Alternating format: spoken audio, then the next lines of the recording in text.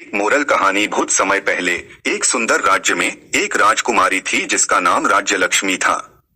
वह बहुत ही सुंदर और समृद्ध थी, लेकिन उसके मन में एक अजीब सी ख्वाहिश थी। वह चाहती थी कि उसके पास एक बाग का राजा हो।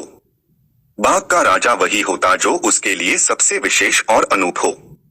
एक दिन राजकुमारी ने बाग की तलाश में वह बहुत सारे प्राकृतिक रूपों को देखने के बाद एक नीले रंग के समुद्री ताड़ के पास पहुंची। वहां उसने एक बड़े से मेंढक को देखा।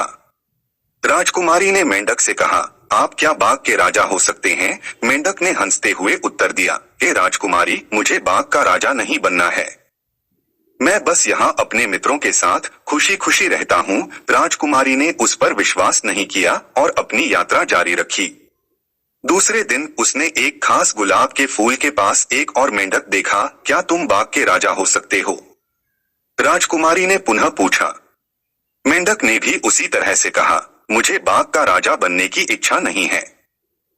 मैं यहीं अपने दोस्तों के साथ खुशी से रहता हूँ। राजकुमारी ने उस पर भी विश्वास नहीं किया और अपनी यात्रा आगे बढ़ाई। अगले दिन उसने एक बड़े समुद्री ताड़ के पास एक और मेंढक देखा। क्या तुम बाग के राजा हो सकते हो? राजकुमारी ने फिर से पूछा।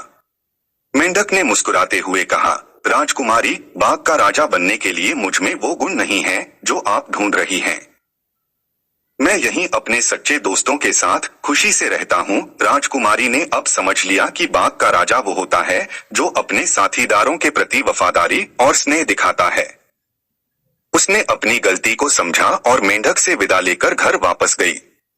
इस कहानी से हमें यह सीख मिलती है कि असली सुंदरता और महत्व उसी में है जो हमारे दिल के करीब है, और बहादुरी वो होती है जो सच्चे और वफादार दोस्तों के साथ है। इसलिए हमेशा अपने दोस्तों और समाज के सदस्यों के प्रति सहानुभूति और समझदारी बनाए रखना चाहिए। एक दिन एक राजकुमारी अपनी सुंदरता और अहंकार में डूबी हुई अपने मुकुट पर बैठे एक मेंढक को देखती है। उसे यह अजीब लगता है, लेकिन वह इसमें रुचि लेती है।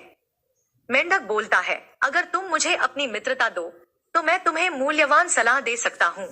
राजकुमारी ने मेंढक के शब्दों को अनदेखा करते हुए सोचा, एक मेंढक कुछ कर सकता है, ऐसा क्या हो सकता है? फिर भी उसने अपनी शक्ति से मेंढक को अपने मुकुट से हटा दिया। मेंढक ने राजकुमारी की सेवा की, उसे खुश रखा। उसकी बुद्धिमत्ता और साहस ने राजकुमारी को एक नई दिशा दिखाई और वह अपने कर्तव्यों को बेहतर तरीके से निभाई। एक दिन मेंढक ने राजकुमारी को एक पुराने पेड़ के पास ले जाया, जहां घाने की चोटी में एक अंगूठी फंसी हुई थी। जब वह इसे देखती है तो उसे यह समझ में आता है कि यह एक चांदी की अंगूठी है। उसने यह जान लिया कि मेंढक वास्तव में एक राजकुमार था, जिसे एक विष की करार से इस रूप में बदल दिया गया था। अपनी अभिमानशीलता और गर्व के कारण राजकुमारी ने एक गंभीर गलती की। एक गहना बाहरी रूप से महत्वपूर्ण समझकर उसकी महत्वपूर्ण संदेश को छोड़ दिया।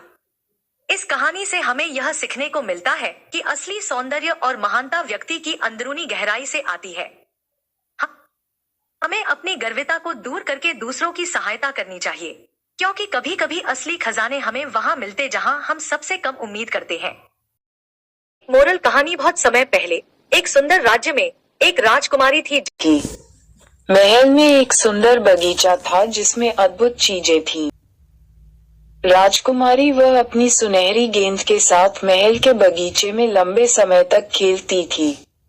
एक दिन तालाब के पास राजकुमारी सुनहरी गेंद के साथ खेल रही थी। उसकी सुनहरी गेंद तालाब में गिर गई। सुंदर राजकुमारी कहने लगी, कृपया मदद करें, कृपया मदद करें, मेरी सुनहरी गेंद पानी में गिर गई है, कृपया इसे ला दें। एक मेढक जो बगीचे के तालाब में रह रहा था पानी से बाहर आया और पूछने लगा, क्या हुआ सुंदर राजकुमारी? राजकुमारी ने उत्तर दिया, ओ मेढक, मेरी गेंद पानी में गिर गई है, इसलिए कृपया इसे लाकर मुझे दे दें। जरूर, मैं तुम्हें दे दूंगा, लेकिन आपको मुझसे वादा करना पड़ेगा। राजकुमारी ने कहा, क्या? ठीक है, वादा करती हूँ। वह क्या चाहती है? तब मेढक ने कहा, अगर मैं आपकी मदद करूंगा तो आपको मुझे महल में ले जाना पड़ेगा और आप ही के साथ रहूंगा। आपको मुझे अपने महल में ले जाना पड़ेगा। मैं आपके साथ नाश्ता, लंच और रात में डिनर करना चाहता हूँ। राजकुमारी ने कुछ देर सोचा कि यह मूर्ख मेढक मुझे कोई नुकसान नहीं पहुंचा सकता, और कहा ठीक है, मैं तुमसे वादा करती हूँ। मेढक पानी में कूद गया और सोने की गेंद राजकुमारी के पास ले आया। राजकुमारी बहुत खुश हुई और मेढक से गेंद लेकर महल की ओर भागी। मेढक राजकुमारी की खिड़की के पास गया और उसे अपना वादा याद दिलाया, लेकिन फिर भी वह नहीं चाहती थी कि मेढक महल में आए। मेढक ने दरवाजा खटखटाया और कहा, दरवाजा खोलो। राजा और उसका परिवार भोजन कर रहे थे। राजा ने दरवाजा खोलने का आदेश दिया और पहरेदार ने दरवाजा खोला। मेढक ने राजा को सारी बात बताई और कहा कि राजकुमारी ने मेढक को अपने साथ रखने का वादा किया था, लेकिन अब वह इसे स्वीकार नहीं कर रही है, इसलिए कृपया मेरी मदद करें। राजा ने मेढक को अपने साथ बैठकर भोजन करने की अनुमति दे दी। राजकुमारी से कहा कि अपने मित्र मेढक का ख्याल रखना। मेढक जाकर राजकुमारी के बिस्तर पर बैठ गया। राजकुमारी ने बिस्तर से मेढक को धकेल दिया।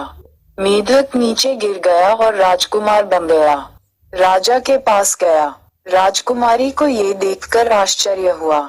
उसने राजकुमार से मेढक बनने का कारण पूछा, तो उसने अब अपने पिछले इतिहास के बारे में बताया। वह एक राजकुमार था। एक बार वह शिकार करने गया और वहां उसने हिरण पर तीर छोड़ा और वह हिरण एक संत का था। उसने मुझे क्रोध में आकर शाप दिया कि मैं मेढक बन जाऊं। जल्द ही उसने मुझे ठीक होने का उपाय दिया, मेढक से इंसान बनने का। मुझे अपनी गलती का एहसास हुआ और मुझे दुख हुआ। मैं उस संत से माफी मांगने लगा। उसने कहा कि अगर कोई राजकुमारी तुम्हें छू लेगी तो तुम इंसान बन जाओगे। राजा राजकुमार की बात सुनकर यह निर्णय लिया राजकुमार और राजकुमारी की शादी की।